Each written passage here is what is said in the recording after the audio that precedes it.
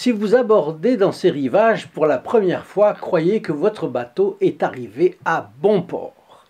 Car ici, vous saurez tout ce qu'il faut savoir sur la vie du Padre Pio, ce sage du XXe siècle, moine capucin canonisé en 2002, et qui avait cette particularité absolument inouïe de faire des miracles et de guérir les maladies les plus diverses par son intercession auprès de la bienheureuse Vierge Marie. Jusqu'à aujourd'hui, il change la vie de beaucoup. Il suffit de voir et entendre sa vie à lui, ses anecdotes, ses fioletti, comme on dit. Une photo du bon capucin vous est présentée, vous pouvez la recevoir gratuitement en téléphonant au 08 05 36 08 47, appel gratuit depuis la France métropolitaine, appel local depuis les DOM-TOM et depuis le Canada, composez le 1 844 398 88 67. Alors nous avons célébré Noël. Qu'en retirons-nous? Il est intéressant de se poser la question et de réfléchir à cet événement de la nativité du Christ qui divise en deux l'histoire de l'humanité. En avant le Christ et après le Christ. Qu'en pensait le Padre Pio?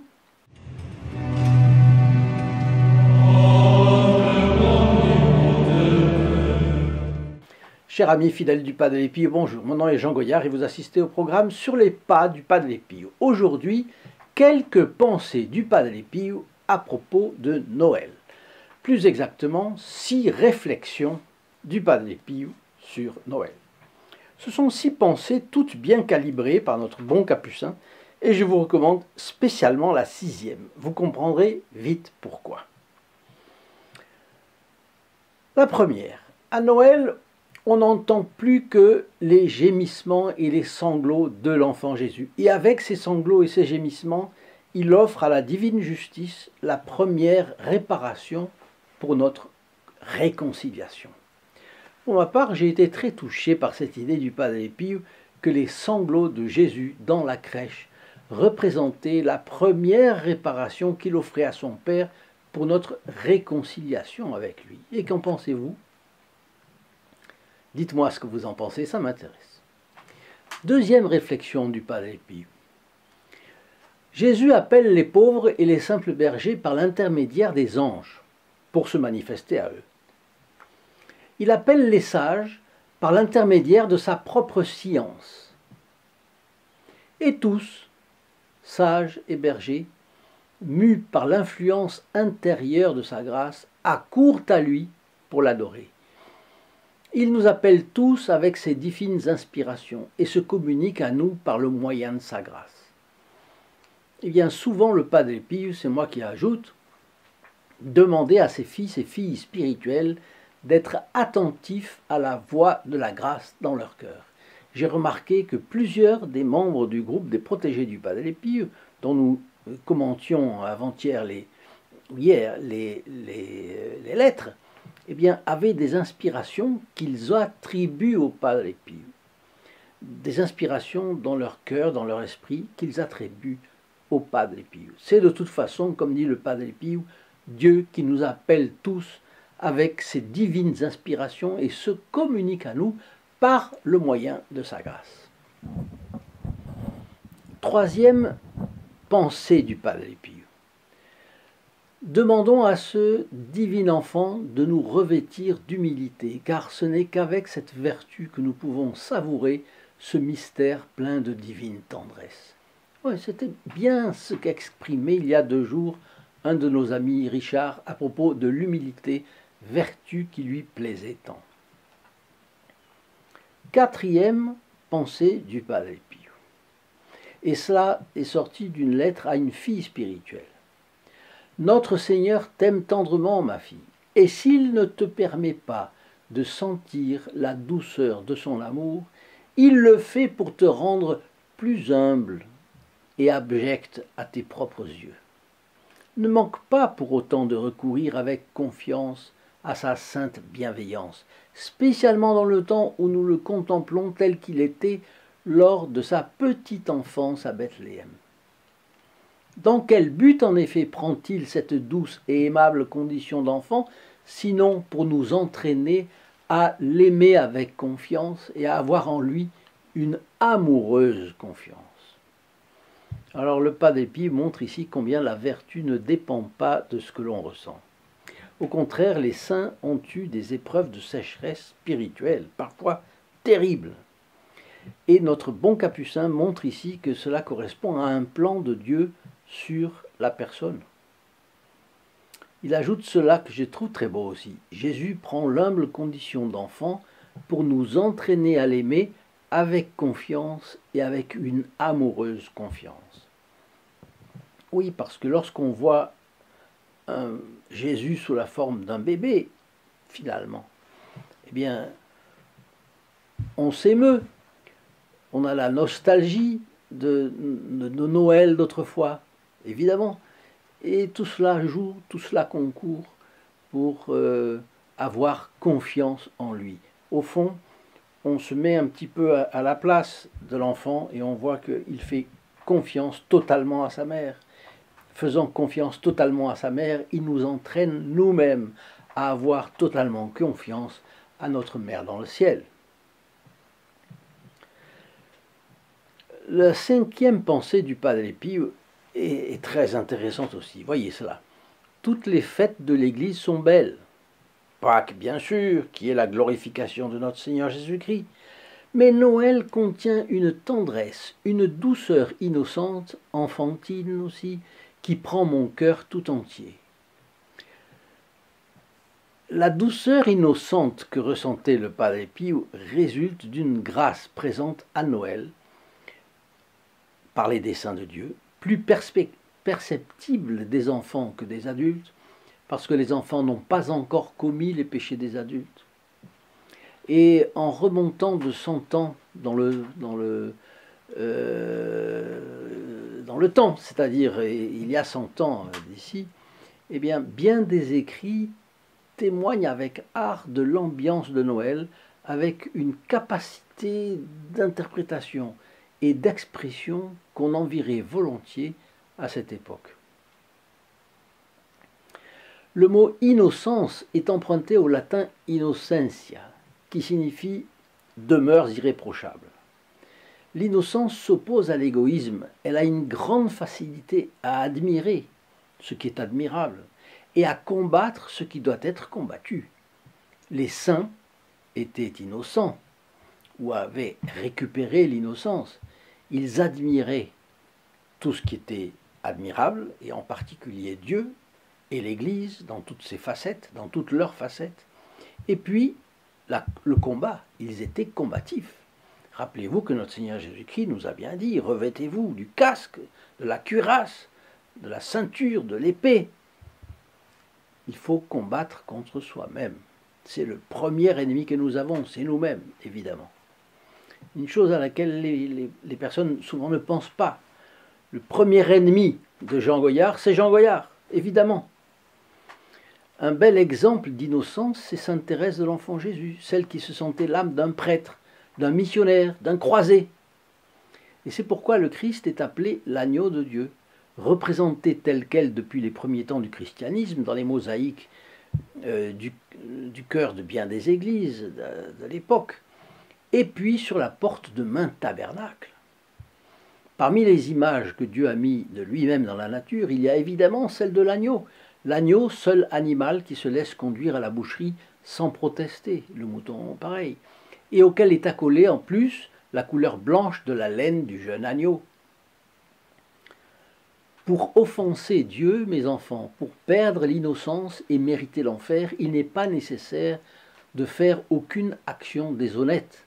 Le désir seul est un crime. C'est ce que disait dans un livre « Explication historique, dogmatique, morale, liturgique et canonique du catéchisme » l'abbé Ambroise Guillois. 10e édition, tome 2. Je vous donne la source où nous l'avons trouvée en bas. Nous avons parlé d'innocence et d'égoïsme. L'égoïsme s'opposant à l'innocence, l'innocence s'opposant à l'égoïsme. L'innocence est capable de sacrifice, l'égoïsme non. Bien. L'égoïsme n'est-il pas le grand péché de l'Occident de nos jours? Certains mettent leur égoïsme dans l'or, c'est-à-dire la fortune. D'autres choisissent d'avoir l'influence politique. D'autres choisissent, chacun fait ce qu'il peut, des voitures neuves. D'autres préfèrent le confort et la tranquillité, d'autres encore la médiocrité, bien. Mais tous, finalement, choisissent de se mettre au service de leur égoïsme. Et l'égoïsme aujourd'hui, c'est terrible. L'égoïsme, c'est... Il n'y a pas moyen de bouger l'égoïsme. Et l'égoïsme est à la base de l'indifférence. Cette indifférence, par exemple, on parle du Padre Pio, les gens restent comme des zombies. Non, ça leur passe au-dessus. Ils ne veulent pas savoir.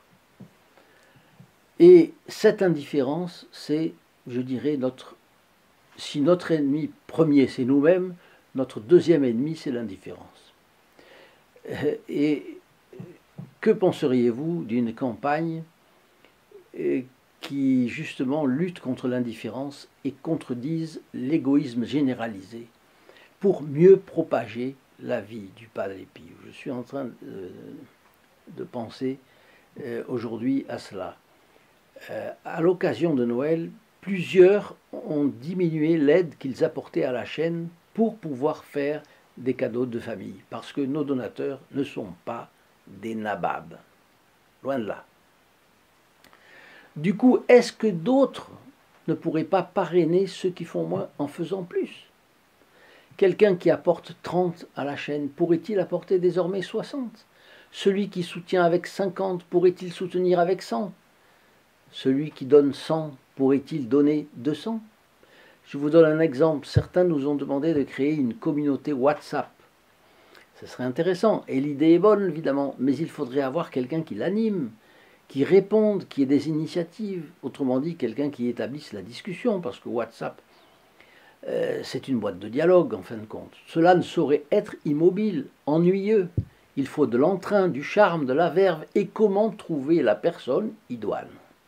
Il conviendra de trouver un bénévole avec les capacités nécessaires.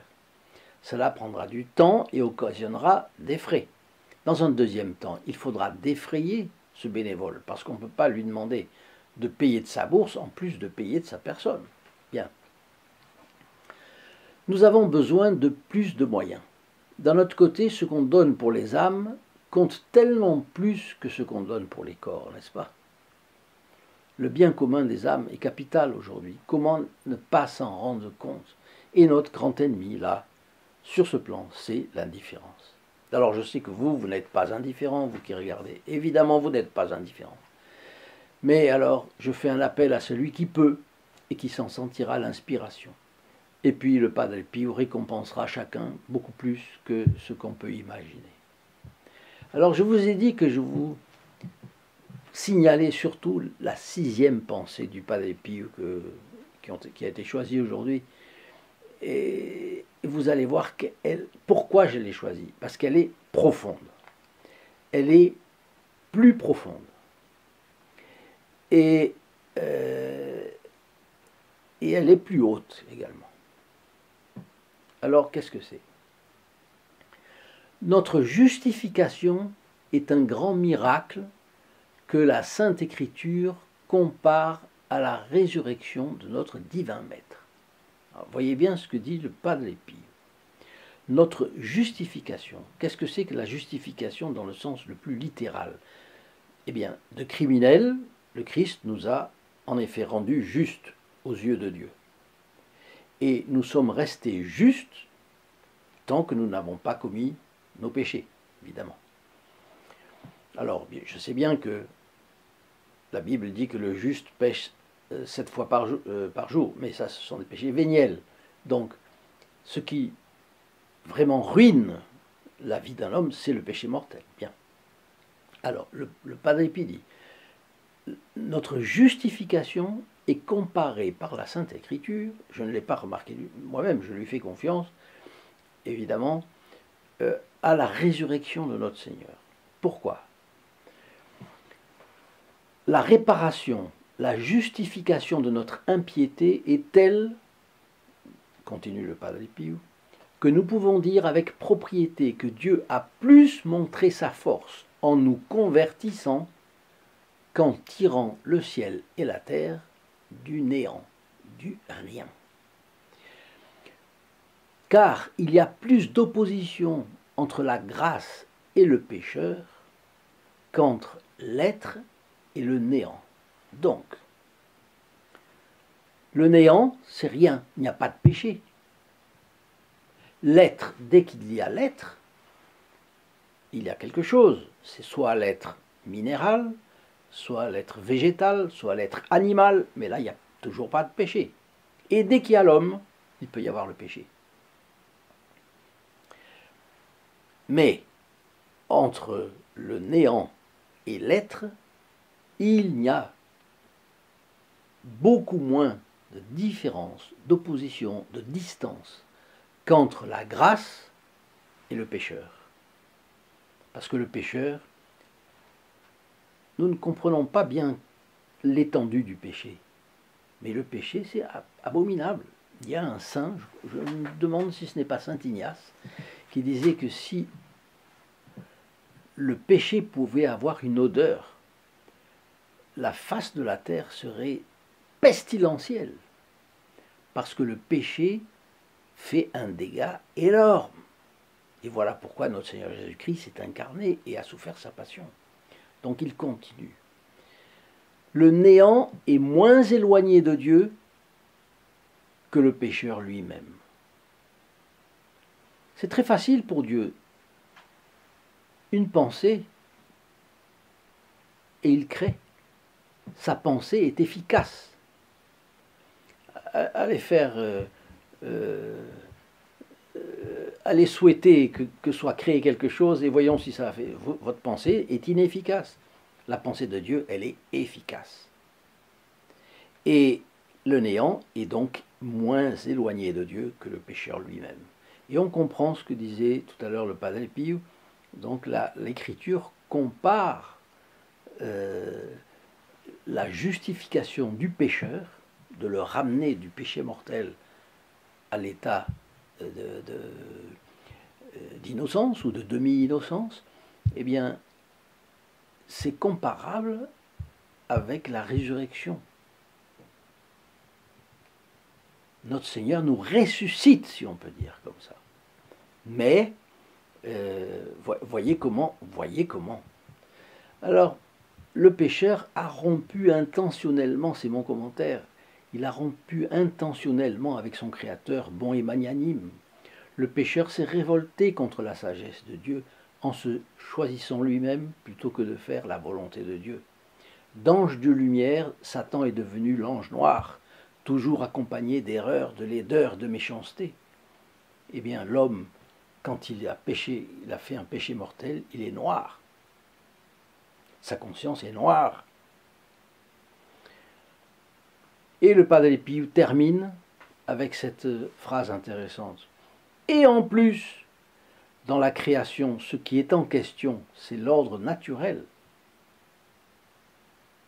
Alors que dans la justification de l'impie, ce qui est en question est d'ordre surnaturel et divin. À plus forte raison, Jésus est donc venu pour les pécheurs. Et il y aura plus de joie dans le ciel pour la conversion d'un pécheur que pour la persévérance de 99 justes. Bon, cette pensée-là du Padre Pio est absolument colossale. À mon avis, elle est osée, mais elle est impressionnante. Et elle donne à réfléchir. On peut passer une journée entière de réflexion sur cette pensée. Et c'est la raison pour laquelle je ne voulais pas manquer de vous la donner et de vous dire que, à mon avis, c'était la plus profonde de ces 6 que nous avons trouvées aujourd'hui.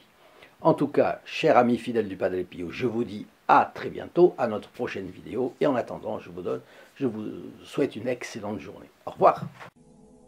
In nome del Padre, del Figliolo e dello Spirito Santo, e così sia. Sia lodato Gesù e Maria, oggi e